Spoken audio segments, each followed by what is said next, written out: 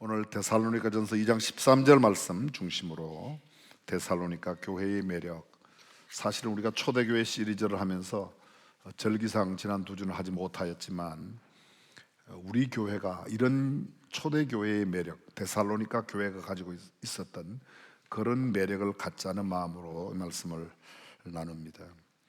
이러므로 우리가 하나님께 쉬지 않고 감사함은 너희가 우리에게 들은 바 하나님의 말씀을 받을 때에 사람의 말로 아니하고 하나님의 말씀으로 받음이니 진실로 그러하다. 이 말씀이 또한 너희 믿는 자 속에서 역사하느니라. 바울은 제2차 전도 여행 때 신라를 데리고 이곳 데살로니가에서 3주간 동안 사역을 합니다. 사도행전 17장 1절 이하에 이렇게 기록되어 있습니다. 저가 바울과 신라를 말합니다. 암비볼리와 아볼로니아로 다녀가 데살로니가에 이르니 거기 유대인의 회당이 있는지라. 바울이 자기의 규례대로 저희에게 들어가서 새 안식일에, 안식일이 3번이니까 3주예요. 새 안식일에 성경을 가지고 강론하며 뜻을 풀어 그리스도가 해를 받고 죽은 자 가운데서 다시 살아나야 할 것을 증명하고 이르되 내가 너희에게 구원하는 이 예수가 그리스도라 하니 그 중에 어떤 사람 곧 경건한 헬라의 큰 무리와 적지 않은 귀부인도 구원함을 받고 바울과 신라를 쫓으나 그러나 유대인들은 시기하여 저자의 어떤 괴악한 사람들이고, 저자 시장통입니다. 시장거리, 거기에 있는 괴악한 사람들을 데리고 때를 지어 성을 소동케 하여 야손의 집에 달려들어 저희를 백성에게 끌어내려고 찾았으나 바울과 신라를 백성 앞에 끌어내어 아주 큰 곤경을 치러 주려고. 그런데 발견치 못하며 야손과 및 형제를 끌고 읍장들 앞에 가서 소리질러 가로되 천하를 어지럽게 하던 사람들이 여기도 이름에 야손이 들였도다. 이 사람들이 다 가이사의 명을 거역하여 말하되, 가이사 로마의 황제 시저 황제를 말합니다. 그 황제의 명을 거역하고 다른 임금 곧 예수라 하는 이가 있다 하더이다 하며 무리와 읍장들이 이 말을 듣고 소동하여 야손과 그 나머지 사람들에게 보를 받고 노니라. 보상금을 받고 보석금을 내고 사람들을 풀어줬다는 거죠. 밤에 형제들이 곧 바울과 신라를 베레아로 보내니 저희가 이르러 유대인의 회당에 들어가니라. 데살로니가 데살리의 성이라는 뜻을 갖고 있습니다. 마게도니아에 번영했던 도시입니다. 마게도니아, 요새 말하면 유럽에 아주 번영했던 도시 가운데 한 도시입니다. 터키, 지금은 투르키라고 표현하는 이 터키의 시대, 1430년부터 1912년까지 그때 이름은 데살로니키, 이렇게 살로니키 이런 이름을 갖고 있었는데 1913년 이 터키에 소속되어 있던 살로니키가 그리스, 지금의 그리스입니다. 그리스로 넘어가면서 이 도시 이름을 데살로니가로 다시 옛날 이름으로 불렀습니다. 그리스의 가장 큰 도시가 아테네입니다. 성경에는 아덴이라고 되어 있습니다. 그 두 번째 큰 도시가 데살로니가, 오늘 본문에 나온 데살로니가 교회가 있는 곳입니다. 지리적으로 에게해와 테르메만 동시에 양쪽으로, 이쪽에는 에게해, 이쪽에는 테르메만, 이쪽에는 동양, 이쪽에는 서양, 그렇습니다. 동서를 잇는 항구 도시가 바로 이 데살로니가입니다. BC 316년부터 297년, 그러니까 BC는 연대가 내려오죠. 지금부터 약 2300년 전에 제위했던 마게도니아의 왕 키산도르소가 316년도에 왕이 되고 그 이듬해 315년이 BC니까 내려와요. 그래서 315년에 이 성을 재건하고 자기의 아내 데살로니가의 이름을 따서 아내를 좀 높여주고 아내에게 축복해주는, 선물로 주는다는 의미의 이름 데살로니가로 명명했습니다. 이 데살로니가 왕비는 어떤 사람인가 하면 여러분이 잘 아시는 알렉산더 대왕의 이복 누이 동생입니다. 이복 누이, 아버지는 같아요. 아버지가 누군가 하면 빌립보라는 도시 알죠? 그 필리피 왕이라고 하는 빌립 왕의 서로 이복 남매지간입니다. 알렉산더가 아들이고 데살로니가는 이복 누이 동생입니다. 데살로니가 도시는 로마와 동방을 잇는 주요 군사 도로인 이그나티아 도로라고 하는 도로가 이번에 성지순례 가는 분들은 그곳에 가게 될 것입니다. 제가 방금 언급했던 암비볼리, 아볼로니아, 아데네 이런 데 다 이번에 가게 되는데 그 지역, 바로 바울의 1차, 2차 전도 여행 지역을 다 갑니다. 근데 그곳에 데살로니가 도시가 세워졌고 로마와 동방을 잇는 이 중요한 도시의 중심지였기 까닭에 당시에 군사적으로도 무역적으로도 경제, 정치 모든 면에 굉장히 중요한 도시였습니다. 항구 도시가 나름대로 특징이 있죠. 그건 뭔가 하면 윤리 도덕이 조금 다른 도시에 비해서는 타락하고 부패되어 있습니다. 성적 타락이 심하고 방탕한 문화가 많이 성행하는 이른바 좀 퇴폐한 도시, 이렇게 이해해도 좋을 것 같습니다. 바울은 그곳에서 3주만 교회를 복음을 전하여 사역하고 도망치듯 추방당했던 그런 도시가 바로 이곳인데, 그는 그들에게 잊을 수 없는 그 교회에 대한 추억을 갖고 당시를 회상하면서 디모데를 통하여 편지를 보냅니다. 제3차 전도 여행 때 고린도를 지나는 동안에 데살로니가 교회에 편지를 2번 보냅니다. 그게 먼저 보낸 게 데살로니가 전서고 나중에 보낸 게 데살로니가 후서입니다. 핵심적인 내용은 어려운 가운데 3주 만에 내가 복음을 전하고 떠났지만 그 교회가 너무 보고 싶고, 그 다음에 내 안부도 전하고 싶고, 내가 너희를 얼마나 사모하고 사랑하는지. 오늘 본문에 내가 기도할 때마다 쉬지 않고 너희를 기도한다. 데살로니가전서 1장 2절 3절에 보게 되면 이렇게 되어 있습니다. 우리가 너희를 위하여 항상 하나님께 기도하고 감사하는, 항상 기도한다. 오늘 본문에는요, 쉬지 않고 감사하고 기도한다고 이렇게 되어 있습니다. 다시 한번 볼까요? 우리가 하나님께 쉬지 않고 감사함은 너희가 하나님의 말씀을 받을 때 사람의 말로 받지 아니하고 하나님의 말씀으로 받음이니 실로 그러하다. 이 말씀이 믿는 자 가운데 큰 역사, 이미 말씀을 하나님의 말씀으로 받아 일어난 역사를 듣고 있었던 겁니다. 데살로니가전서 1장 2절 3절 우리가 너희 무리를 인하여 항상 하나님께 감사하고 기도할 때에 너희를 말하면 너희 믿음의 역사와 사랑의 수고와 우리 주 예수 그리스도에 대한 소망의 인내를 우리 아버지 하나님 앞에서 쉬지 않고 기억한다고 이야기하고 있습니다. 그렇습니다. 바로 여기 우리가 오늘 중요하게 생각하며 본받아야 할 이상적인 교회, 아름다운 교회, 건강한 교회, 성경적인 교회, 아주 매력이 넘치는 교회의 모습, 그것이 나타나 있습니다. 사랑하는 성도 여러분, 교회의 매력이 뭐죠? 여러분은 무엇이, 어떤 점이 교회의 진정한 매력이라고 생각하십니까? 어떤 교회가 아름답고 건강하고 성경적인 교회입니까? 이미 우리는 알고 있습니다. 유구한 역사와 전통을 가진 교회 맞습니다. 익히 알려진 교회, 명성이 참 많이 나 있는 교회.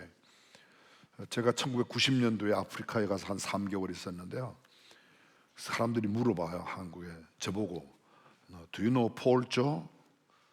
조용기 목사님 아냐고 물어보더라고요. 안다고 그랬어요. 그 다음에 Do you know 빌리 킴? 이렇게 아냐고 물어봐요. 안다고 제가 그 교회 부목사라고 그랬더니 그 사람들이 굉장히 신기하게 해요. 한국에 목사 2사람밖에 없는 줄 알아요. 폴 조, 빌리 킴 이렇게. 근데 제가 김장한 목사님 섬기는 교회 부목사 있었다고 그랬다니까 저를 불러갖고 밥 먹이려고요. 그래서 얻어먹고 왔어요. 그렇게 알려진 교회, 이거 좋은 교회 맞습니다.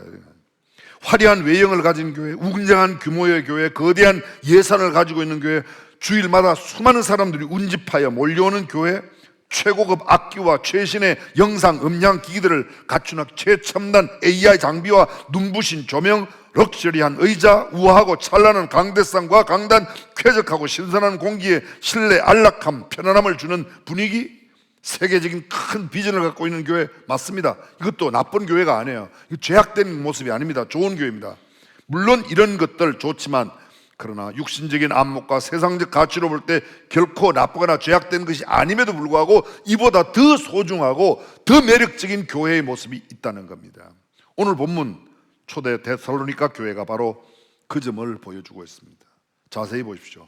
매우 짧은 3주 만에 개척과 교회 설립이 되었습니다. 바울과 실라는 도망치듯 떠날 수밖에 없었습니다. 만약 야손의 보호가 없었다면 어쩌면 바울과 실라는 그곳에서 생명을 잃었을는지도 모르는 생각하기조차 쉽지 않은 그런 일들이 일어났습니다. 유대인들의 시기가 있었다고 말합니다. 저자의 소위 시장통의 괴악한 사람들이 때를 지어 공격해 왔습니다. 바울과 실라는 천하를 어지럽게 하던 자들이라고. 천하를 어지럽게 하던 자들이 여기도 오매. 영어 성경에 upside down, up 위에요, side 윗면이 side down 아래로, 세상을 뒤집어 놓는 사람이라고. 누구야? 바울과 실라를 그렇게. 그 사람들이 여기 와서 지금 여기서도 세상을 뒤집어 놓고 있다. 그 사람들은 가이사, 시자가 황제라고 믿는데 시자 말고 진짜 쿠리오스, 진정한 주님은 주님이라고 세상의 가치를 뒤에 퍼놓는 그런 일들을 그렇게 표현했습니다. 무리들과 업장들이 소동했습니다. 보석금을 내고 풀려나긴 했지만 아마도 엄청난 박해와 핍박이 있었음이 분명합니다. 그러나 보십시오, 사도 바울이 기억하며 쉬지 않고 감사하는 데살로니가 교회는 그곳에 있었던 곤란과 역경과 핍박과 박해 이런 것들이 아니었습니다. 오히려 그 데살로니가 교회만 생각하면 쉬지 않고 감사하면 항상 하나님께 감사하고 기도한다고 이야기하고 있습니다. 부정적인 생각이 많이 떠오릅니까? 긍정적인 생각이 많이 떠오릅니까? 과거 내게 있었던 경험 가운데 아프고 썰어놨던 것이 많이 생각납니까? 아니면 감사가 많이 생각납니까? 오늘 바울은 데살로니가만 생각하면 항상 감사하고 기도한다고. 누군가의 감사의 대상으로 남아있다? 어떤 분들에게 쉬지 않는 감사와 항상 하나님께 기도하는 기도의 대상이 된다? 그건 얼마나 의미 있는 일인지 모르겠습니다. 여러분들이 존경하는 영적 지도력 가운데 어떤 사람이, 아니면 정말 신실한 신앙인들이 나는 당신을 위해 매일 빠지지 않고 빼놓지 않고 꼭 기도합니다. 그럼 기분이 여러분들은 굉장히 더럽죠? 어때요? 좋아요? 저도 좋아요. 그냥 누구라도, 어떤 할머니라도 목사님, 저는 목사님에서 맨날 기도해요. 그러면요, 괜히 그 할머니가 그렇게 이뻐 보여요. 너만 생각하면 나는 이가 갈린다.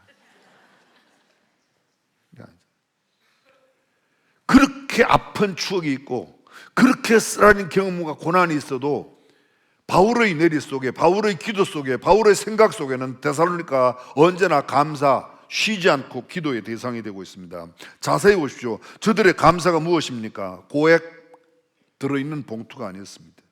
연봉이 아니었습니다. 넘치는 건강이 아니었습니다. 출중하고 뛰어난 외모가 아니었습니다. 웅장하고 거대한 빌딩 아니었. 고급스러운 가구와 최상의 전자제품, 비싸고 화려한 자가용, 세상에서의 출세, 사업의 번창, 인류 기업에 취업된 것, 이런 게 아니었습니다. 명문학교에 입학하고 합격한 것, 세계가 우러러보는 그런 상을 얻은 것, 수많은 광펜을 둔 배우나 탤런트가 된 것, 멋지고 근사하고 잘생긴 외모를 가진 것, 그런 것들이 전혀 아니었습니다.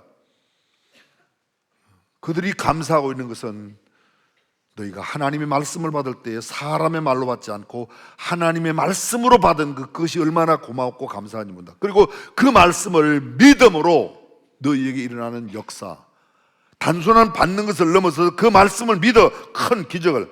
그들의 매력은 하나님의 메시지를 전하는 바울과 실라의 하나님의 말씀 강론, 성경 강론을 진리의 말씀으로, 복음의 말씀으로, 생명의 말씀으로 받아 그 하나님의 말씀을 믿고 그 말씀에 따르는 삶을 살아낸 것입니다. 그리고 그 말씀이 믿는 자 속에서 역사함을 인하여 쉬지 않고 감사한다고 말하고 있습니다. 사랑하는 성도 여러분, 저와 여러분은 어떤 자세와 태도로 하나님의 말씀을 대하고 있습니까?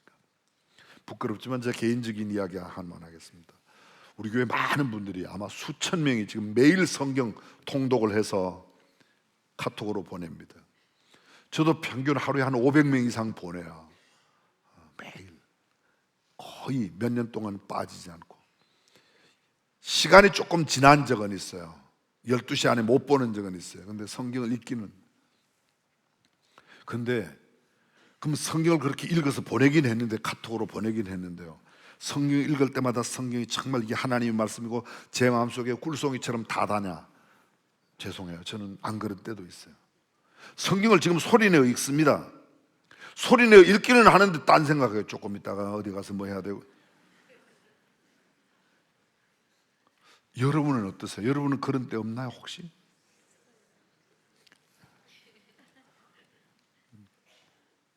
네, 데살로니가의 사람들은 그렇지 않았다는 거예요. 이렇게 말합니다. 너희가 하나님의 말씀을 받을 때 사람의 말로 받잖아요. 하나님의 말씀, 어떤 높은 지위, 고관 대작의 말이 아니라 하나님의 말씀으로 받음이니 실로 그러하다고 이야기하고 있습니다. 어떤 심정으로 말씀을 대하느냐 하는 것은 그들의 신앙을 결정하는 중입니다. 하나님의 말씀으로 그렇습니다. 어떤 교수의 가르침, 어떤 학자의 교훈과 철학, 논리, 세상을 살아가는 지혜, 그런 속담 격언이 아닙니다. 그들의 이성과 논리에 맞지 아니할지라도 하나님의 말씀이면 그대로 수용했다는 겁니다. 내 생각과 내 계산에 맞지 않아도 내 감정으로는 도저히 받아들여지지 않는 그런 일임에도 불구하고, 내 경험상 수용이 불가능한 이야기임에도 불구하고, 여러분, 죽은 사람이 살아난다, 물 위를 걸어간다, 메추라기가 막 떨어진다, 이런 것들이 이성적으로 논리적으로 해결되는 게 아닙니다. 해석되는 게 아닙니다. 그럼에도 불구하고 하나님의 말씀으로 그걸 받아들였다는 거예요. 사랑하는 성도 여러분, 설교를 들을 때, 하나님의 말씀을 받을 때 하나님의 말씀으로 받는 사람과 그렇지 않은 사람은 현격한 차이가 있습니다. 살아있는 하나님의 말씀, 생명력 있는 말씀, 내 죄 문제를 해결하는 말씀, 믿음이 생기게, 믿음을 생겨나게 하는 말씀, 나를 회개케 하고 내 가슴을 치게 만들며 주님 앞에 통해의 눈물을 흘리게 만드는 그런 말씀, 내 영혼이 뜨거워지는 말씀, 가슴을 치면서 통곡하고 주 앞에 통회하는 그런 마음을 갖게 하는 그런 말씀으로 받는다는 거죠. 엠마오 도상으로 내려가는 두 제자가 예수님이 함께 동행할 때는 예수님인 줄 몰랐습니다. 집에 가서 식사하실 때, 그리고 나서 예수님인 줄 알아보려고 안 보이세요. 그때 그들이 뭐라고 그러죠? 우리가 길에 올 때 그분이 말씀하실 때 우리의 마음이 뜨겁지 아니하더냐. 사랑하는 성도 여러분, 하나님의 말씀을 들을 때 언제 가슴이 뜨거워졌습니까? 언제 마음이? 어떤 날 여러분들이 성경을 읽으면서 막 주체할 수 없는 눈물을 흘리며 막 솟구치르는 감격 때문에 내 죄가 생각나서 더 이상 읽어나갈 수 없는 그런 상황을 거진 때가 언제예요? 오늘도 의무감에서 5분은 읽어야지. 안 하는 것보다는 나은지 모르겠습니다. 그러나 정말 하나님의 말씀을 받을 때에 사람의 말로 받지 않고 하나님의 말씀으로 받는 저와 여러분이 되시기를 주님의 이름으로 축원합니다. 우리의 생각과 언어와 행동을 변화시키는 말씀으로 받아야 합니다. 하나님의 말씀을 하나님의 말씀으로, 그리고 그 말씀을 믿음으로 일어나는 역사가 그들에게 있었다고 말합니다. 믿음이 역사를 일으킵니다. 세속적인 이야기지만 여러분에게 하나를 이야기를 하려고 합니다. 프랑스에서 실제로 있었던 이야기라고 합니다. 한 남자가 부하로 보이는 한 사람과 함께 시골을 여행하는 중에 시장기가 들어서 식당에 들어갔습니다. 그 식당 안내문에 보니까 그 식당을 판다고 내놓는데 아직 식당은 영업을 합니다. 들어가서 식사를 했습니다. 그리고 계산하려고 계산대 가서 주머니에 손은 돈이 없는 거야. 함께 간 부하 정도 되는 사람도 돈이 없어요. 그 주인에게 부탁을 합니다. 정말 죄송합니다. 이렇게 갑자기 이렇게 오다 보니까 돈을 못 갖고 왔는데 조금만 쓰시면 제가 돈을 갖다 드리겠습니다. 안 된다고. 지금 당장 돈 안 내면 신고하겠다고. 아무리 핵을 복걸해도 잘 되질 않습니다. 근데 이분은 굉장히 점잖게 생겼지만 아무리 이야기도 듣질 않는데, 마침 그 식당의 종업원이 와서 주인님 제가 저분들이 먹은 식사값 제가 대신 낼게요. 그래서 냈습니다. 그분들은 나갔습니다. 얼마 뒤에 나갔던 두 분이 다시 왔어요. 그리고 그 식당 종업원을 불러서 아까 식사값 얼마 냈냐고 14프랑을 냈다고 그래서 14프랑을 그 종업원에게 줬죠. 그리고 주인에게 다시 이야기합니다. 주인은 상관없는 일이지만 주인에게 당신 이 식당 판다고 써붙였는데 얼마 받을 거냐? 사실은 한 2만 프랑 정도 받으려고 생각하는데 3만 프랑 그런 거예요. 두 말도 안 하고 그냥 탁 3만 프랑을 탁 끄집어내고 돈을 건네주고, 그게 계약서 쓰고 서류 다 받고 다 정리 끝나고, 그리고 종업원을 불러갖고 여보시오, 이 가게 주인 이제부터 당신 거예요. 깜짝 놀랐습니다. 아니 그 종업원한테 왜 이런 걸 주냐고 그랬더니 이분이 하는 말이 당신이 나를 믿어주어서, 당신이 나를 믿어준 그 믿음은 3만 프랑보다 훨씬 더 그러면서 편지 한 통을 주고 갔어요. 그 편지 내용을 제가 여러분에게 읽어드릴게요. 대단히 감사합니다. 당신이 나를 믿어준 것은 3만 프랑보다 훨씬 더 값진 일입니다. 그리고 밑에 사인이 있습니다. The Great British Emperor 나폴레온 보나파르트. 대영 제국의 황제 나폴레옹 보나파르트라고 써요. 믿음은 보나파르트를 움직였습니다. 그러나 여러분, 우리가 믿는 믿음의 대상은 보나파르트 정도가 아니고 온 우주 만물을 만드신 그분이십니다. 그분의 말씀을 하나님의 말씀으로 믿고 그분을 신뢰하면 그분은 나폴레옹이 줄 수 없는 것, 아니 이 세상 그 누구도 그 무엇도 줄 수 없는 영원한 생명과 영원한 천국을 우리에게 주실 줄로 믿습니다. 그게 하나님의 말씀을 받는 사람들에게 누리는 큰 특권이에요. 그리고 성경은 이렇게 말합니다. 그런 믿음의 역사뿐만 아니라 이런 믿음을 가진 사람들은 사랑의 수고를 한다고. 제가 아주 쉽게 설명드릴게요. 이 사람들은 나눔과 섬김과 베풀매 손을 걷어붙이고 발을 걷어붙이고 앞에 나선다는 거예요. 관념적으로 와서 예배 드리는 것만 아니라 내가 섬기고 나누는 일에 실제로 행동으로 옮겨진 사랑의 수고가 있다는 거죠. 언제부터인가 사람들이 텔레비전에 슬픈 광경을 보고 눈물을 흘리면 자기가 마음이 굉장히 좋은 사람인 줄 알아요. 그건 좋은 마음하고는 상관이 없습니다.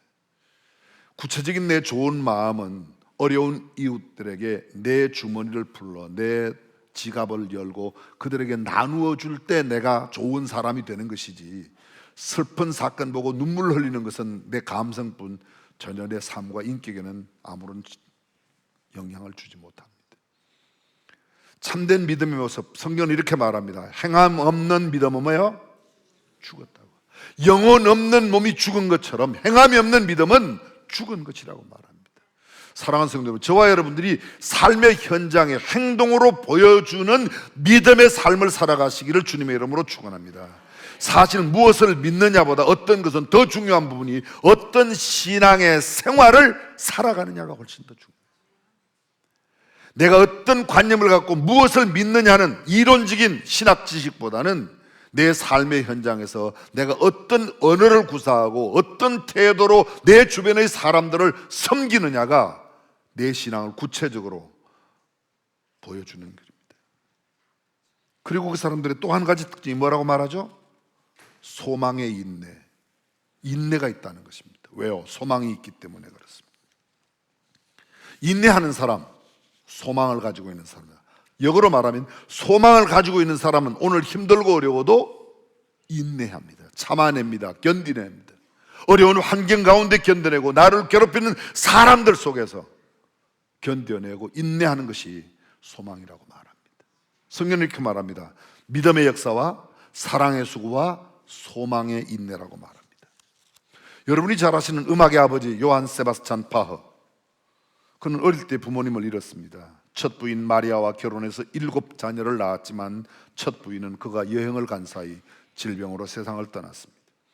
재혼해서 11명의 아들과 9명의 딸을 두었지만 그중 10명 자녀가 어려서 죽었습니다. 생각해 보십시오. 결혼했는데 거기에 7남매의 자녀를 낳고 자기 여행 간 사이에 와이프가 죽었어요. 돌아와서 장례하고 새롭게 와이프를 얻었는데 그 와이프에게서 그래서 도합 11명의 아들과 9명의 딸 20명의 자녀를 낳았는데 그 중에 10명이 어려서 죽었어요.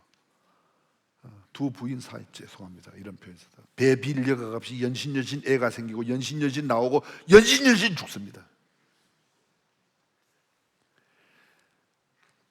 정말 얼마나 어렵겠어요.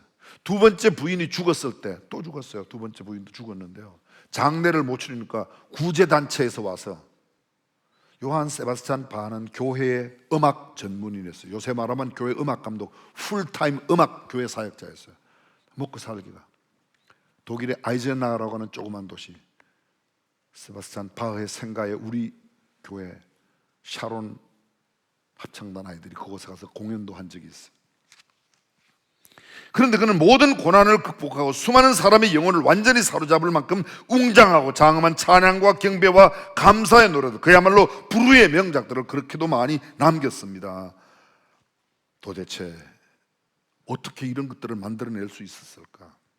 모든 음악의 유일한 목적은 하나님께 영광을 올려드리고 사람들에게 즐거운 감정을 솟아나게, 본인은 날마다, 죄송합니다, 거의 매년 장례를 치러야 돼. 부인 둘, 애들 10명, 12명을 장례를 치르자니요, 얼마나 했겠습니까?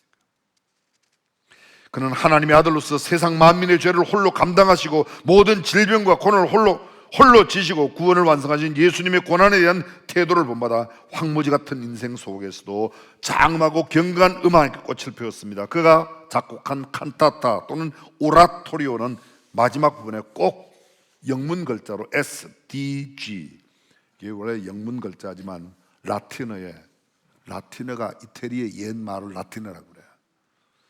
근데 라틴어로는 졸라, S야, 졸라, 데오세 하나님, 글로리아, 오직 하나님의 영광을 위하여. 그분이 그걸 씁니다. 오르간 연주만을 위한 작품을 쓰면 그 작품 맨 앞에는 항상 영문자로 INJ 이렇게 써요. In the name of Jesus, 예수님의 이름으로. 그것만 보면 이건 요한 세바스찬 바흐의 곡이구나 알 수 있을 만큼, 그의 곡의 대표적인 건 언제나 칸타타나 오라토리오는 맨 끝에 오직 하나님의 영광, 또 일반 연주곡은 맨 앞에 뭐예요? In the name of Jesus, 예수님의 이름으로. 그 가문은 200년 동안 50여 명의 저명한 음악가를 배출한 큰 복을 누렸습니다. 역경과 어려움 가운데도 인내하는 사람, 누구도 고난을 좋아하는 사람은 없습니다. 365일 내내 구름 한 점 없이 화창한 날씨만 계속된다면 그 땅은 옥토가 아니라 금방 황무지가 되어버리고 말 것입니다. 인도 최대의 항구도시 캘커타, 마음 놓고 마실 물을 찾지 못하는 이유가 있습니다. 왜요? 높은 산도 없고 깊은 골짜기도 없고 밋밋한 들판에 1년 365일 햇볕만 내리쬐어요. 그래서 가장 좋은 곡식이 될 것 같지만 오히려 되지 않습니다. 곡식이 되는 곳은 때로는 먹구름이 끼고 비도 오고, 낮이 있는가 하면 밤이 있고, 때로는 눈이 오기도 하고 비가 오기도 하는 그런 곳에 곡식이 열린다고 합니다. 인생도 마찬가지입니다. 위기의 산이 없고 실패의 골짜기가 없는 인생, 그냥 그거는 우리의 인생을 생기로 적셔 줄 수 있는 생수도 사라지고 나태와 무기력과 부패와 썩은 물만 넘쳐나게 될 것입니다. 구름도 끼고 바람도 불고 비도 와야 자연이 유지되는 것처럼 고통도 있고 힘듦도 있고 역경도 있어야 인생의 참다운 행복을 느낄 수가 있답니다. 믿음을 가진 사람은 그래서 역경의 때에도 고난의 때에도 너희 내일을 내다보고 큰 비전을, 창세기 39장에 보면 요셉이 나와요. 그게 요셉의 삶을 이야기하는 가운데 4번이나 강조하는 게 있습니다. 여호와께서 요셉과 함께 하심으로 그가 형통한 자가 되었다. 여호와께서 요셉과 함께 하심으로 그가 하는 모든 일이 형통하였다. 그가 감옥에 갑니다. 감옥에 갔을 때 전옥에게, 요새로 말하면 교도소 소장에게 은혜를 받습니다. 그 다음 뭐라고 돼 있죠? 그가 교도소 소장의 은혜를 받은 것은 여호와께서 그와 함께 계십니다. 함께 계심을 믿고 한 번도 어릴 때 그가 꾸었던 그 꿈을 포기하지 않았습니다. 내일의 희망이 있습니다. 소망이 있습니다. 그러기에 그 소망이 있는 까닭에 감옥에 들어가도, 죄수로 팔려가도, 억울하게 그런 여러 가지 어려움을 당해도 능히 참아냈습니다. 오늘의 어두움 앞에 좌절과 절망하지 않고, 오늘의 역경 앞에 주저앉지 않고 하늘나라에 소망을 두고 살아가는 저와 여러분들이 되시기를 주님의 이름으로 축원합니다.